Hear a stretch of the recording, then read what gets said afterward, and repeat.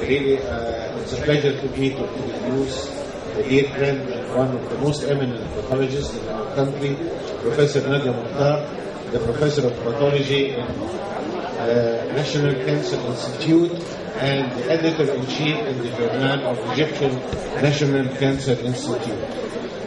Professor Nadia will be addressing molecular diagnostics in clinical oncology. Good afternoon, everybody. I hope you're still up and fresh and awake. I have some 40 to 45 minute talk to give to you.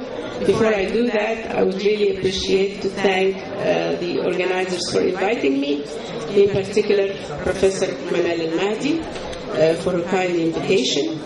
Actually, you can remember, maybe some of you attended the conference of last year, and I gave a similar lecture with the title of Molecular Classification of Breast Cancer. Since then, a lot has happened, and you may notice that in today's lecture.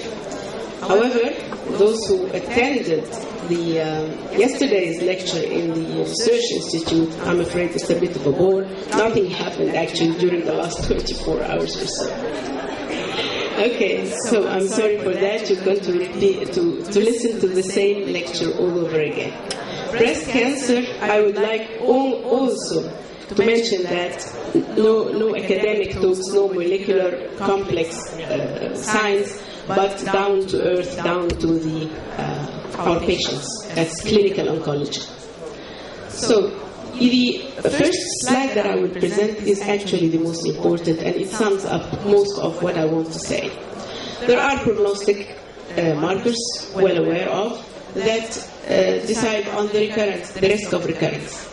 The ones in white, of course, previously mentioned, we heard a lot about that, and they are never to be undermined or underestimated. They are of profound importance, together with the more advanced tests. I will speak shortly on the hormone receptor status here too, as well as the 70 gene score, MammaPrint, and the Oncotype DX recurrence score test. And also I will touch on the recently published paper on the IHC4 score, and all these markers are used to estimate the risk of disease recurrence. Now, predictive markers are, on the other hand, markers that can predict the treatment benefit. I'm going to give a certain treatment, and I want to know whether this will affect this individual person with the status of her disease in particular. So that includes also the hormone receptors, the HER2, the Oncotype DX recurrence score.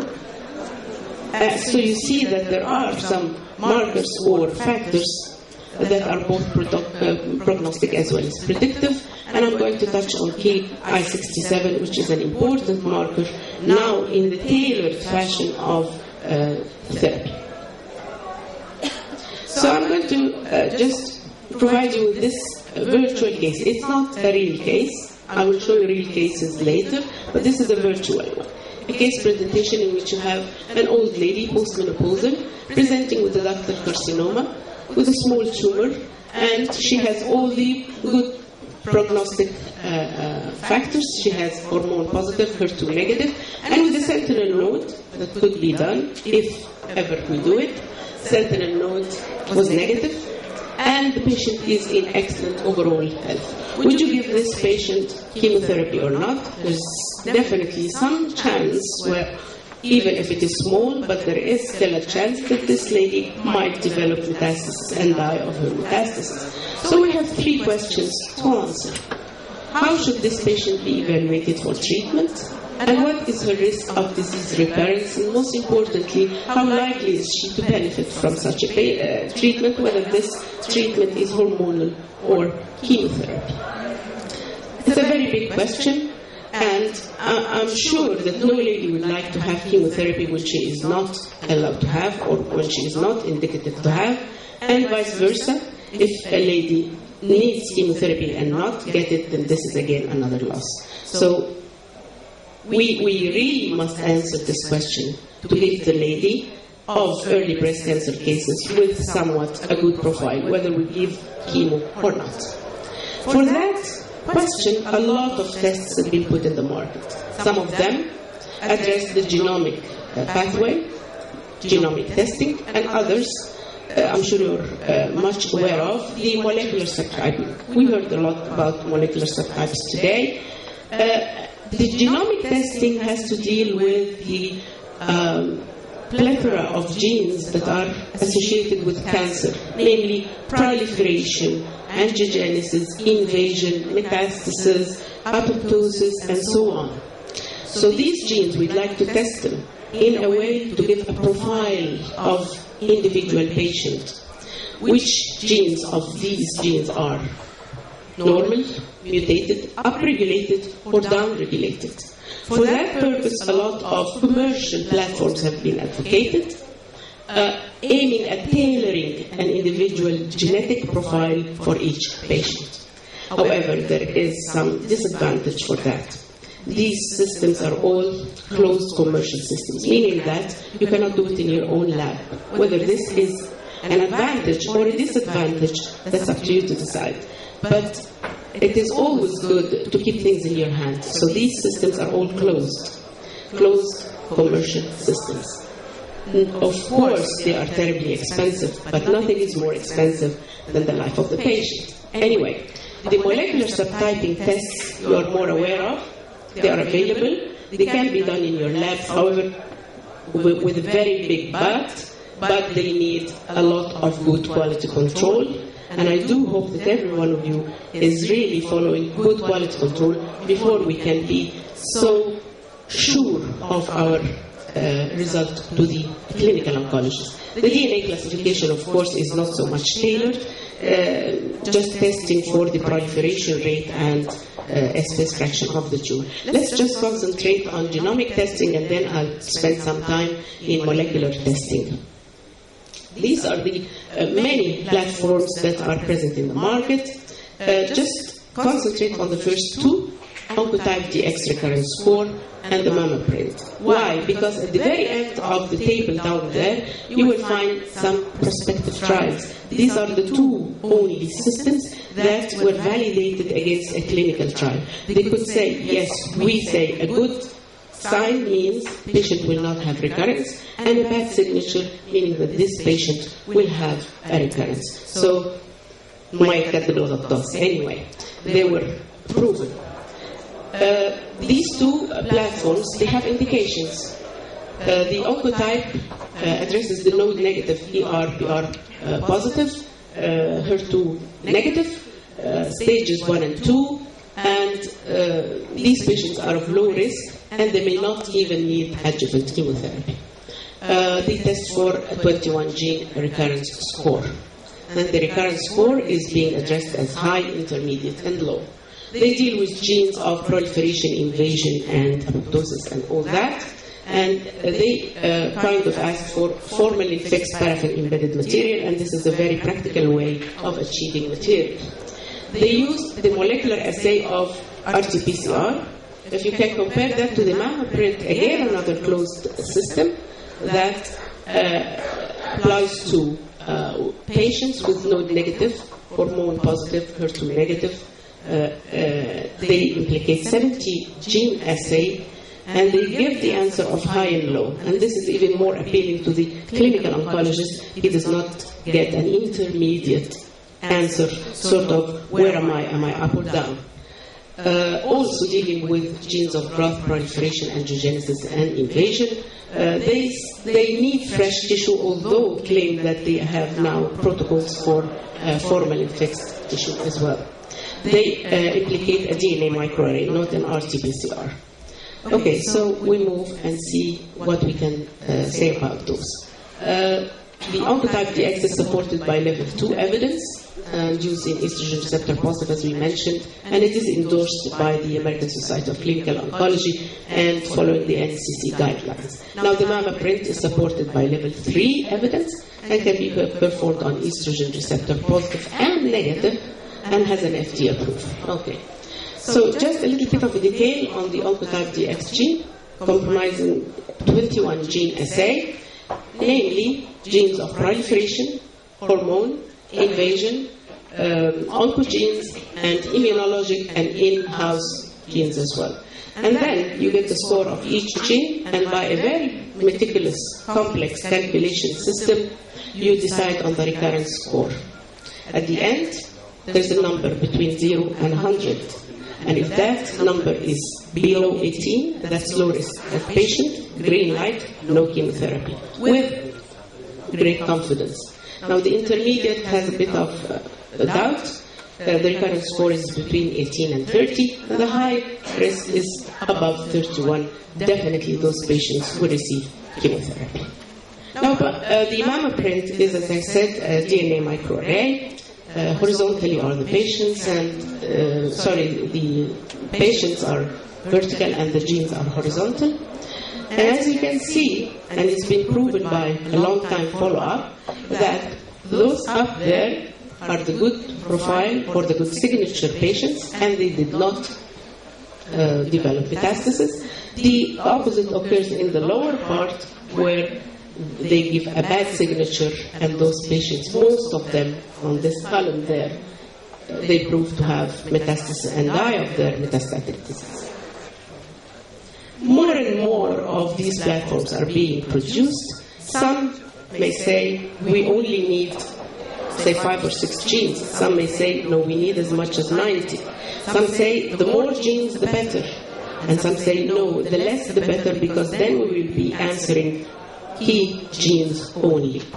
This is one very recent platform that was produced, and it used only 5 markers. They also thought that maybe addressing the process of hypoxia and nutrition, one could get a real hit at the tumor. Anyway, whatever. So why do we really need such an expensive closed systems that we have to ship our material to be tested for abroad? It's, again, for the choice of the treatment. When the choice is not clear, we have an intermediate grade tumor, or we have a high grade tumor with, say, high anaplasia, but all the nodes are negative. Some discrepancy in the pathological diagnosis. You want to make sure which is better for the patient. Disparity. Or if you have disparity in the hormone profile or the oncogene profile. And, well, frankly enough, you all know that if you send some tests to 3 or 4 labs, you might get different results, and then you're perplexed which lab to follow. Then sometimes you use this method as a last resort if you want to really know whether to give your patient chemo or not. In general, it allows the good benefit of the chemotherapy when indicated and prevents it when it is not indicated. Again, it has been claimed that still there are disparities between the clinical and the pathological and the result of the genomic testing. This really must tell the oncologists and the scientists and the clinical and the pathologists to be careful when evaluating all the aspects. Now we move to the molecular classification. And I do believe that this classification is different from the one I gave you last year, not because one is right and one is wrong, but because science moves on very quickly. We see here 5 major subtypes: the luminal A, B, HER2 enriched, and then the triple negative group was split sharply to include 2 subtypes, namely the basal-like and what is known now as Claudine-low tumors. You, of course, are aware of the luminal A, that it is hormone positive and negative for HER2, and luminal A is the only type of tumor that has a low proliferation below the cutoff of 14%. We'd like to follow the 14% Ki-67 index because it was endorsed by the ASCO, and we follow the ASCO guidelines. We go on and say that it is a low-grade tumor, low risk of recurrence, and very sensitive to endocrine therapy. Now moving to luminal B, again hormone positive. The HER2 may be negative or positive, whether you are dealing with a B1 or B2. The HER2 here, from starting from luminal B, they all show high proliferation, more than 14, and they show the same cytokeratin profile as the luminal A. the immune system, and we'll cover the claudins and the immune system later on, and they are ER positive, proliferation genes a bit higher, and HER2 may be positive if B2, moderate grade. Okay, so this was the table of last year. You see here that the luminal A is being discriminated from the B1, which is high proliferation, more than 14, but the HER2 is negative. The luminal B2 is again high, and the HER2 is positive. And then the HER2, of course, HER2 group is positive for HER2 with high, they all show high proliferation in the sense of they are more than 14%. And the triple negative at the end also shows high proliferation, but negative for the triple tests. And it was important to show that by separating the luminal A from the luminal B, that a great clinical benefit is being shown. The light blue line on the right is the luminal A. The luminal B unexpectedly shows a worse prognosis, so that at the end of the 5-year interval, it almost touches the HER2 positive group. So it is very important to discriminate. Now, another paper was out, which was conducted by Dosset et al. In England, and they described a beautiful system in which you use the 4 markers, and they call that IHC4. And they claim that if you use the IHC4 system with good quality control, you will get similar results to the Oncotype TX recurrence score. That's very good news because, if you're supposedly to be following good quality control measures, and I will spend something like 10 or 15 minutes just on quality control because it is of vital importance. Without that, we're not really doing much science. So the 4 markers, of course, are the ER, PR, HER2, and the Ki67. They are following the restricted quality control measures, and I had the pleasure to visit the UK NECWA's lab and spend there some time with them, and I really saw how meticulous they are in conducting quality control measures, how they customize the controls and ask for controls and even go ahead and do several controls before they can discuss the case itself.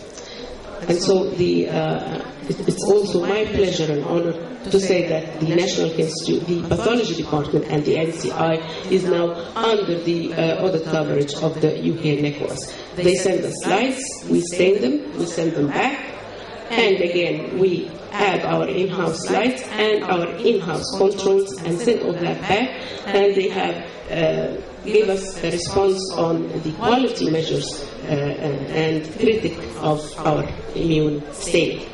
And that's a very, very important step forward. So what are these strict quality control measures? If we are to compare immune histochemistry with a very sophisticated RT-PCR or DNA microarray, then we should do an extra job, extra work, extra care. You take more than one block from or a slide section from your tumor. And I always tell my juniors to take from the advancing border of the tumor, whether that is up, down, whatever. And usually we sort of neglect the center because it mostly can be necrotic. And again, any prognostic finding is to be in the advanced border, whether that is the in situ component, the proliferation, the invasion, the lymphovascular infiltration, and so on. So you're not actually doing additional material. Don't take a 2x2 section. Don't take one. Just take 4, put them together as a 2x2 again, but you've gained a lot of information regarding heterogeneity. The quality control recommendations, the first one, is again a very important one, and you have to abide by it. No way. The automation. If you use automated immune system, you are in the clear. If you're still using immuno manually, then that is a bit questionable. The ER and the KI can be done on tissue microarray, but the PR and the HER2, they have to be done on whole sections as big as possible because they show a lot of tumor heterogeneity. Now, we come to the problem of Ki-67. And I have attended a lot of conferences abroad, not only in Egypt, but everywhere in the world. And whenever the mention of Ki-67 comes to the question, clinical oncologists always have this angry look because they tell us, you pathologists, you never give us a strict and defined Ki-67 count. If you give us a slide to 10 pathologists, they will give you different calculations. And that's, I'm afraid, is true. So how to come over such a thing is to use automation, to make the test objective rather than subjective, and to use image analysis. If that's not available, then at least you could try to count as much cells as possible, 500 to 1,000, or even, if you can, more. Of course, the HER2 plus will need to be confirmed by fish or dish tests. Antigen retrieval to all, fixation, and I have to ask you how many of you use 10% neutral buffer formalin in your practice? How many? That's too bad. That's really very, very, very disappointing. I mean, I must tell you, we've been doing the same mistake, but at the National Institute, since we had our autostainers, they are fully powered now, we use neutral buffered formalin, and I tell you, it made a great of a difference. And you have to take my word for it. The pH, the controls are very important. If you don't include a positive and a negative control, you're saying nothing. Reagents, again, freshness of the reagents and so on. Interpretation, that's of utmost importance. Is this reaction specific or non-specific? The intensity of the reaction, as you should see in the H-score, is important. What is faint, what is moderate, what is strong? The membranous reactivity of HER2, is it moderate or is it thick?